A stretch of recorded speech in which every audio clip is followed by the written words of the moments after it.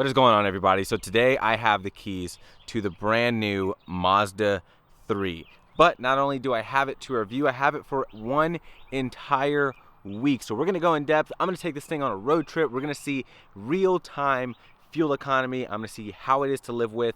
And of course, you guys already know when you live with a car, you find little details that really make everyday living better or worse. And we're gonna look into all of those today.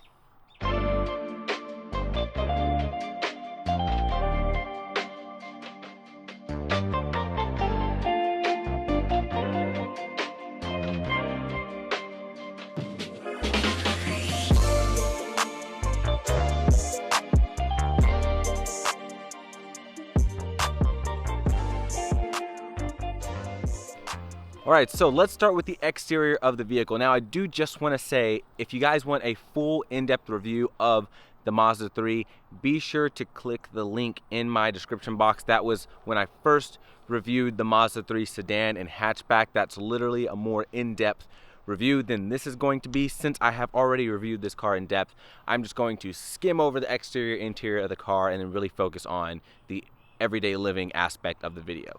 But starting with the color, this is polymetal gray. This color looks incredible, guys. It looks so nice. And because Mazda did their brand new Kodo design language on this car, which makes it have all kinds of reflective lines going throughout the vehicle, the polymetal gray does a great job of making that happen. Now, a lot of people were very up and down about their thoughts on the Mazda 3 hatchback. I love this thing. I think it looks fantastic. I love the front of the hood right here. So hopefully if you guys can see right there, I love that line that's gonna flow here. It goes right there. And then you don't have a physical line here. You just have body work that's bent slightly. And what that does is it causes this to reflect. So if I move, you guys can see all of the light reflecting back and forth all over the body of this car. It's pretty crazy how it works. Now coming to the front of the Mazda 3. Now here is one thing I love. So the entire grille is blacked out. So everything from this bar to the mesh is going to be completely blacked out. So if I get a little bit closer, hopefully you guys can get a good look at it. But that thing looks incredible. Now you do have full LED lights on here. So one thing I love doing is nighttime driving, looking at the car at night. So as you guys can see, it looks fantastic at night. Full LEDs. You have adaptive lights, which are going to turn left and right with your steering wheel, automatic high beams, and all of that good stuff. And then you also have your daytime running light, which is basically going to be like a halo ring. And when you see that thing coming during the day, it looks super nice.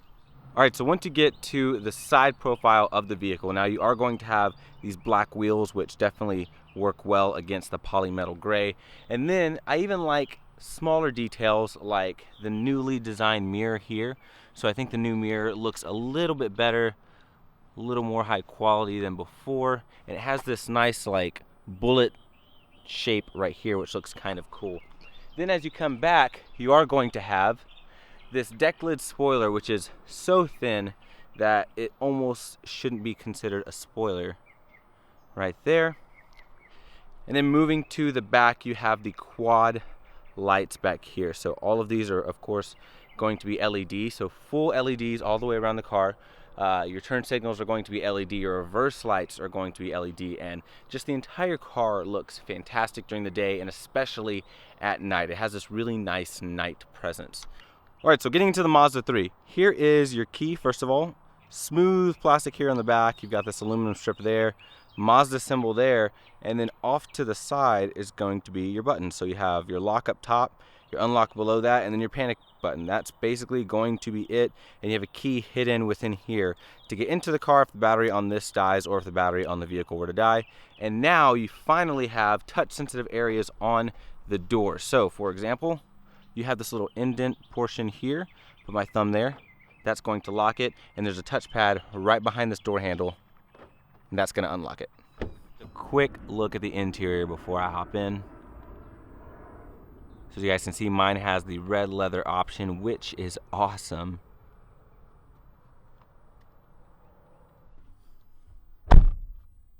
Nice solid shut. And then to start it, buttons right here.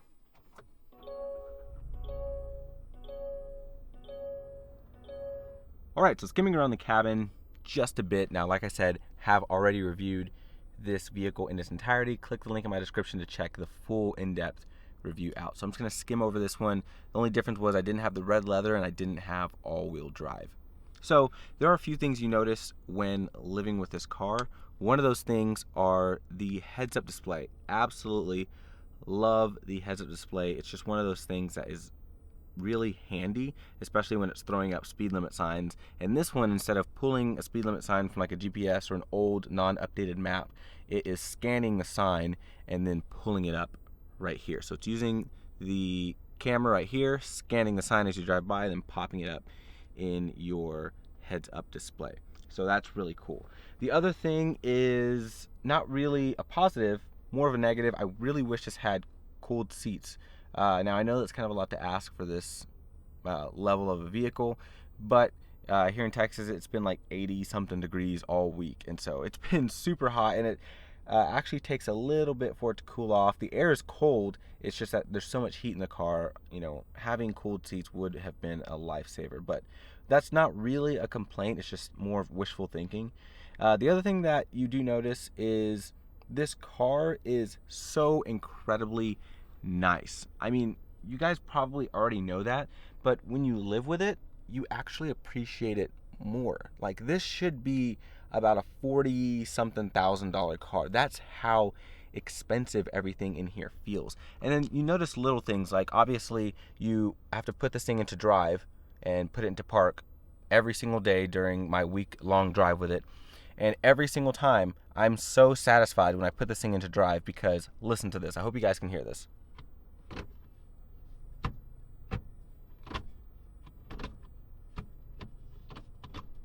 That's the most properly, like, clicky, snickety sounding automatic shifter I've ever used. It is so nice, and I think that was super impressive. I know it's something small, but like I said, it's those small things that you notice when you live with the car.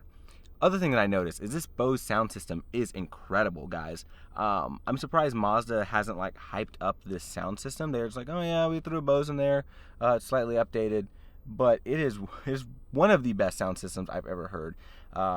Really up there. I would really have to test it back to back with the other two top ones for me, which were the Genesis G70's Lexicon and then the Volvo's Bowers & Wilkins. This is way up there, and it's a Bose. I'm super impressed. I don't know what they did. I've been in many Mazda cars. Even the new CX-9 doesn't sound this good. I'm not joking, guys. I really wish I was, because I was listening to a few songs, and when you hear songs that you really like and you listen to it on different systems, it's very rare that you notice something different. And in this car, I noticed like little hi-hat cymbals and stuff that I did not know were there, and it was just really incredible. All right, guys, so I just want to give you all a quick look at the inside of the Mazda 3 at night. Love the Apple CarPlay right here, looks really good. Now, one thing is that I do wish there was lighting, because it's so dark down here, you cannot see a thing. All right, you guys, so the practicality test, not much of a test. I didn't have to get much from Sam's Club today, but I got this giant thing of paper towels, and it fit pretty well. I didn't have to move anything around, and that's a massive thing of paper towels. So if I got more stuff, obviously I can just take that off, fold the seats down, and then I have plenty of room, like you guys saw in my original review of the Mazda 3. So as far as practicality goes, the hatchback is definitely the one to get. So I'm about to take the Mazda 3 on a little trip. We're gonna test out the fuel economy. So I'm driving from Fort Worth, Texas to Georgetown, Texas, which is right outside of Austin, Texas. It's about a 190-mile trip. I'm just gonna record my trip on the way there, because once I get there, I'm gonna be driving around, visiting friends, things like that. So I won't have an accurate going there, going back comparison for you guys. So I'm just gonna record everything on the way there, restart everything, see what kind of MPG the Mazda 3 gets. So let's go ahead and hop inside. By the way, I just want to point out, this thing looks awesome today. It's just a beautiful day in general. Perfect day for a little road trip. We're now hopping inside. Let's see here. Okay, so I'm going to zoom in on this bad boy. I went ahead and reset all of the average MPG. So as you guys can see right here. Now another thing I'm going to do, let's see if I can scroll through here and find it. Oh, here we go. So here is your trip button over here to the left. So what I'm going to try and attempt to do now is reset the trip monitor. There we go. So there's a trip monitor. So I'm going to hold it. It says 275.6. Now it says 0. So I'm good to go. So let's go ahead and get this thing on the road. It says I have 240 miles. I'm on a full tank, by the way. So you guys can see right there. That is a full tank of fuel. If this guy will focus for me. There we go. Full tank of fuel. So everything's looking pretty good. Let's go ahead and get started.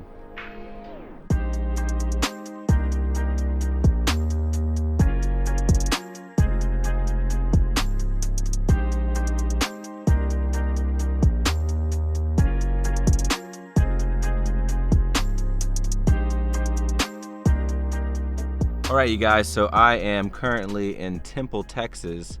We got a Buc-ee's that I stopped at. So if you guys live in Texas, you know anything about Buc-ee's, it is one of the best gas stations ever. But anyways, so let's see where we are at right now. So it looks like I have driven 123.4 miles so far, so I'm almost there. I'm a little over halfway, and I've been averaging 35.3 miles per gallon. Now, if you guys remember when we left, it said 240, and it still says 240, but it says we're at about a quarter of a tank after driving 123.4 miles. So it's looking pretty good. I believe the window sticker says a little bit lower than that. So here's the window sticker. It says 24 city, 32 highway, 27 combined. So you guys can see we're getting well over that. And actually I was playing around with a BMW 330i that wanted to kind of see what this thing could do. Kept up with it pretty well, but that's probably why my MPG isn't better. So from here on out, I'm just gonna drive cruise control and just be a little bit more careful. Still gonna go the speed limit, not gonna go super slow or anything. I'm gonna keep it at 70, which is where I've been. So let's go ahead, continue. I'm gonna run inside, grab me a quick energy drink, and then we will head on out.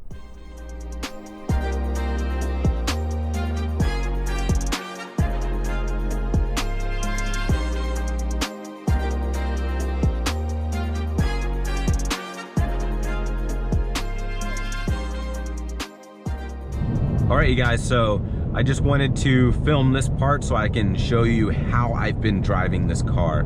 So let me put the speed back down. I've just been going exactly what the speed limit is, maybe like 1 or 2 overs. Right now I'm at like 72, just cruising on cruise control. So I pretty much stay into the slow lane until the car starts to get closer to me. Then I just hop over to the middle lane, and then I just keep going back and forth between slow lane and then the middle lane, just for like economy purposes. But I'm still staying with the flow of traffic. That's the most important part for me. I don't want to have to ever be in a position to where I feel like I'm going slower than everyone else. I want to always go as fast as everyone else, because then at that point it's not real world fuel economy. So just cruising along, just got into Georgetown, so I'm about to make my exit soon. And then, so I don't know if you guys heard that. That was the new blind spot monitoring, like, ding. So instead of there being just a beep, it's got this really pretty sounding chime. So there is a car coming up in my blind spot. It's actually a Mazda CX-5, which is pretty funny. There's actually a ton of Mazdas in Austin. But let me go ahead and blink. Sounds super cool. I like the way it sounds. I would not mind hearing that every time I blink over. But so that's the cool thing, is I've noticed tons of little things about the vehicle that are really, really neat. Loving the heads-up display. And of course, as you guys can see, I have Apple CarPlay hooked up. I've just been playing some music, and this Bose sound system is, it's so good. The bass is incredible, and then all the clarity in the system is a lot more than I have usually come to know from Bose, so that's pretty impressive. Visibility is decent here on the highway, so I've actually got good visibility out the back. Pretty good visibility off to the side. This pillar here, when you're on the highway, it's not that big of an issue. It's just when you're driving around town. Blind spots on this side aren't bad. And for the most part, at least on the highway, I never have to be in a position to where I'm like looking back like this, because if I ever did, I see that big blind spot right there. But on the highway, for the most part, it's usually just checking your mirrors, getting over, and yeah, it's super easy. So the car drives great. I was very comfortable on the trip here, and so let's go ahead and see what kind of fuel economy I got. All right, so I've arrived at my destination, and it looks like the final number was 34.3 miles per gallon, and it was exactly 171 miles that I drove. So it was a little bit shorter of a distance than I originally thought. And yeah, so we're sitting right below a quarter of a tank. So that's not bad for an all-wheel drive hatchback, making around 186 horsepower, 186 torque. That is not bad at all. All right, guys, so it is raining a pretty decent amount, which is actually pretty fortunate, depending on which way you look at it, because this is the all-wheel drive Mazda 3. This is giving me a good chance to test it in the rain, and as you guys can see, it's raining pretty good. The car handles great. I'm actually about to hop onto the highway, and I will say the one thing I did appreciate about having all-wheel drive is, even if it doesn't do a ton, it does give you more confidence on the road, the fact that, you know, you can go through big water puddles like that and it sticks. So that is the cool part. All right, so it just stopped raining in enough time for me to show you guys how awesome this thing looks at just all different types of lighting. So right now it's very overcast. Just to clarify, I'm no longer in Austin. I actually filmed that part of the video a few days ago. Now this is nearing my last day with the Mazda 3. I'm actually out here in Fort Worth, Texas, where I live. Now I am going to show you guys what this looks like at night, and that's pretty much going to wrap up this video. So let's go ahead and check it out. All right, you guys, so to end the review, I wanted to give you one last look at the Mazda 3 at night. This thing looks absolutely incredible.